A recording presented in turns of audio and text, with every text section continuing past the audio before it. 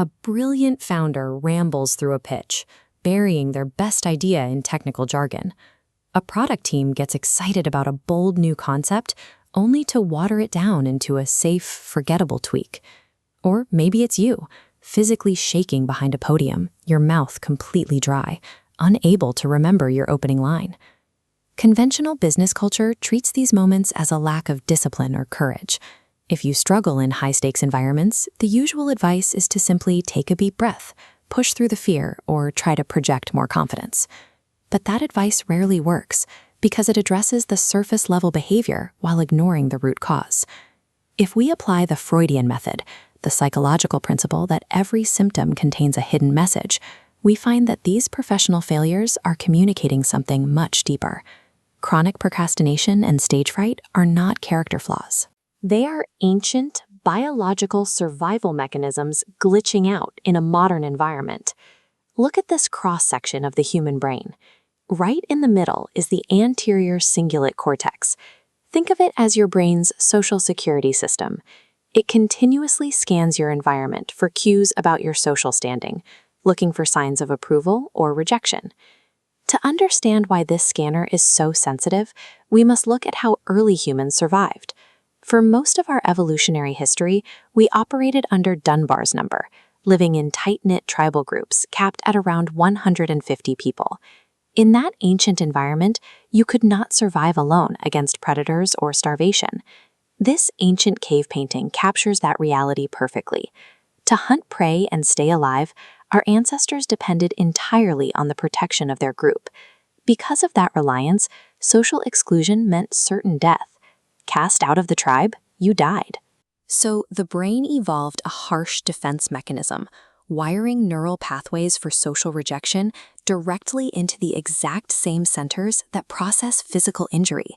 A blow to your reputation hurts like a blow to your body because standing out from the herd used to be a lethal risk. Human nature inherently prioritizes conformity and belonging over innovation. Fast forward to the modern workplace. When you step onto a stage or pitch an untested idea in a meeting, you are voluntarily stepping away from the safety of the herd to expose yourself to the judgment of the tribe. Sensory input bypasses your rational prefrontal cortex and strikes the amygdala directly. Instantly, the brainstem initiates a fight or flight cascade, flooding your system with adrenaline and cortisol. Blood diverts from complex thought centers, your muscles tense up, and your mouth goes totally dry. This biological hijack directly causes the behaviors we routinely mistake for incompetence. Procrastination is subconscious threat avoidance. Rambling is a vocal panic reflex. Playing it safe maintains group conformity. If you feel panic before a presentation, you aren't weak. You are functioning exactly as designed. Your primitive hardware is simply misinterpreting a boardroom as a life-or-death battlefield. You cannot think your way out of millions of years of evolutionary hardware. To survive the amygdala hijack, you have to provide the rational brain with a physical handrail, a set of rigid constraints that prevent the primitive brain from taking the wheel. When you systematize a pitch, you aren't just organizing information, you are creating a predictable pattern. By sticking to a strict structure, you keep the prefrontal cortex engaged and active, giving it a concrete, highly specific task to focus on, so it doesn't get sidelined by the panic response. This is Brant Convidic's famous 3-minute rule. By forcing your pitch to answer only 4 specific questions, what is it? How does it work? Are you sure? And can you do it? You remove the mental bandwidth required to improvise. This structural limit keeps the rational brain in command even as the adrenaline rises.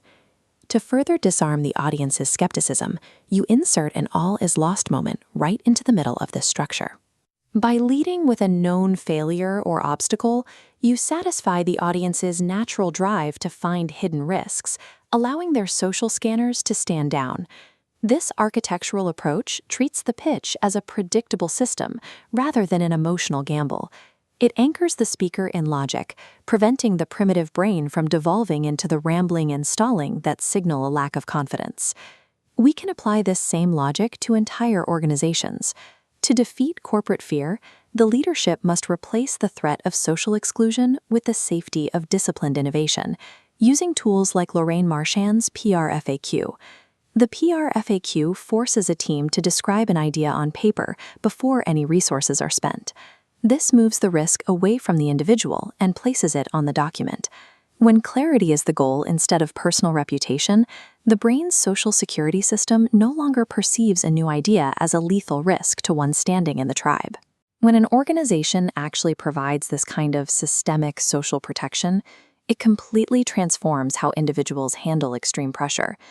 Japan's Shinkansen bullet train was a seemingly impossible engineering target, yet it succeeded because the leadership backed the audacious goal with total systemic commitment. The individuals weren't standing alone against failure. The entire tribe decided the risk was worth taking.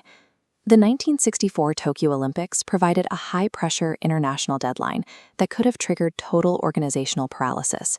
But because the entire project was built on a foundation of systemic safety, the high stakes fueled performance instead of fear.